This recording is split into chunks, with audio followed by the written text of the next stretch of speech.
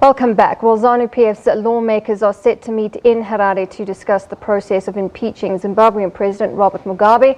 The 93-year-old missed the deadline to voluntarily step down at midday today. Yesterday, the party recalled him as their leader.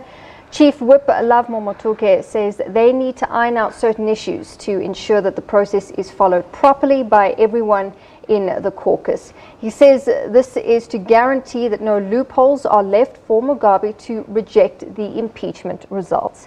Now, joining me to talk a bit more about this is Professor David Moore from the University of Johannesburg. Welcome. Thank you for your time. Thanks. I want to start with what happened last night. I think it was, and even today with this deadline, I think it was a bit of wishful thinking that he would either resign in that speech last night or by midday today. Would you agree? In retrospect, yes. But everybody seemed to have been looking forward for this magic moment when the military would come in on their horsebacks and the people on the streets would persuade Robert Mugabe that his time was up. He wasn't persuaded. I think the main reason he wasn't persuaded is that he thinks the process within ZANU-PF was not done properly. So there wasn't quorum. Some of the members had been kicked out by the G40. Everybody now knows what the G40 is, right? Yeah. And he wasn't, the first secretary wasn't there. He's the first secretary. So there are lots of reasons for him to say, you did it wrong. I don't know how he got the information. So that's a stalling point, right? Yeah.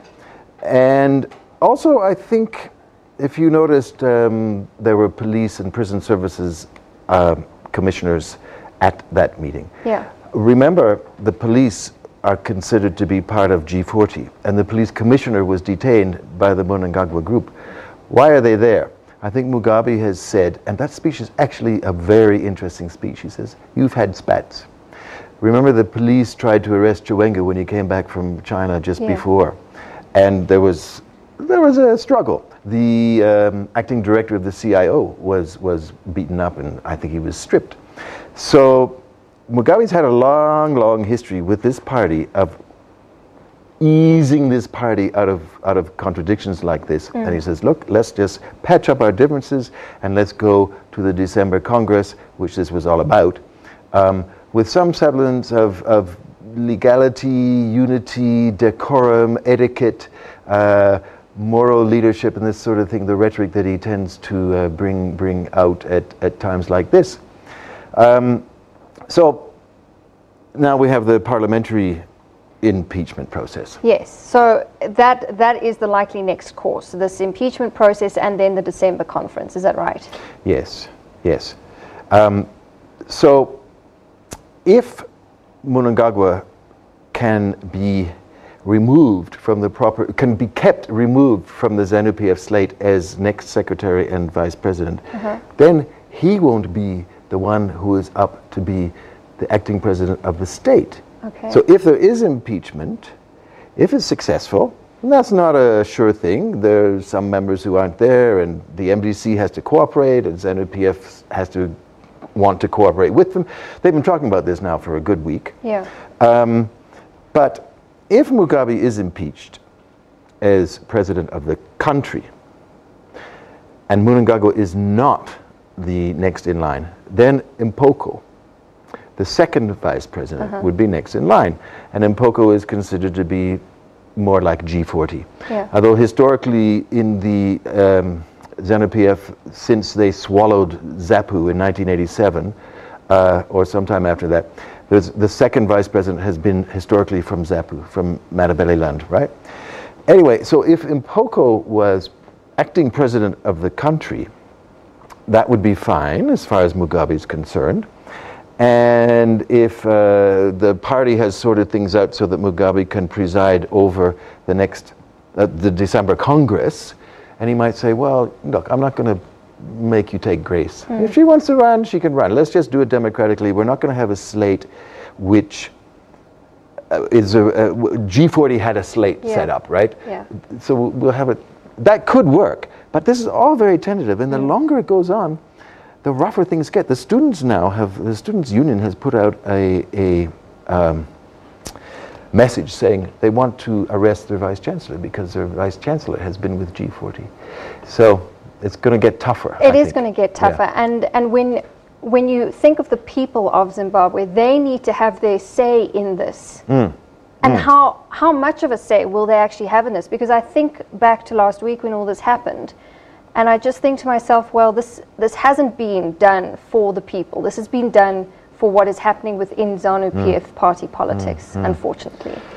Well, the people, or the activists, or social movement, civil society, are the war veterans really part of civil society? Because they're very much part of this war within the party, which has been going on since early 2016, at least.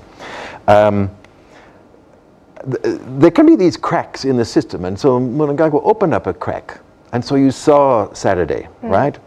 The war vets are saying, let's have some more demonstrations.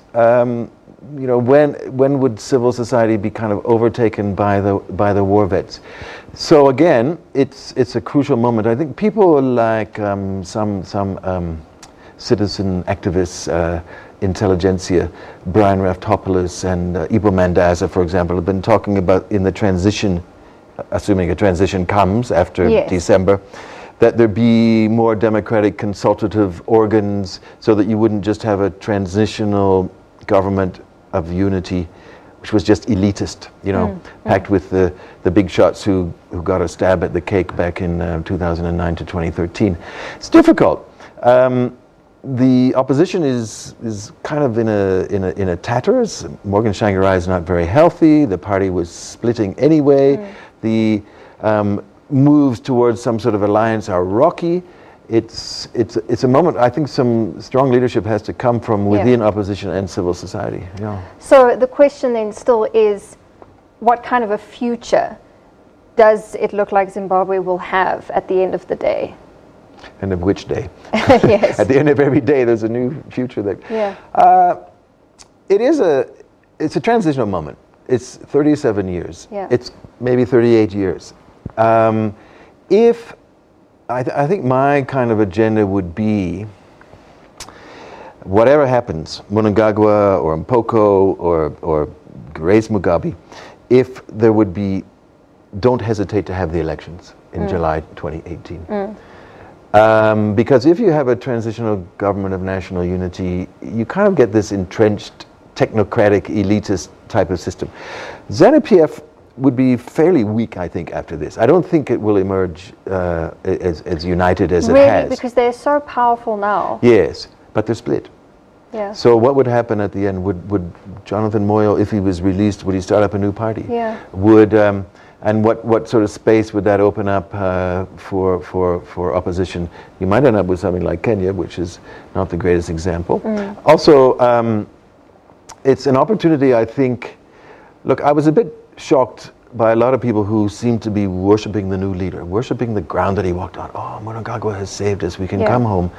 And I would hope that that sort of, you know, personalization of politics doesn't continue, because he may have opened up the space for a while, but he's got a history of some pretty nasty stuff going on. So it's almost like Mugabe versus Mnangagwa. You take the devil, you know. Yeah. But there's always an opportunity in this crisis. You know, what's the Chinese? A crisis is an opportunity. It just takes some really cohesive, coherent, and strong action on the behalf of decent people to make these things work out. All right, we'll leave it there. Professor Moore from the University of Johannesburg, thank you very much for your time. Well, 10 South Africans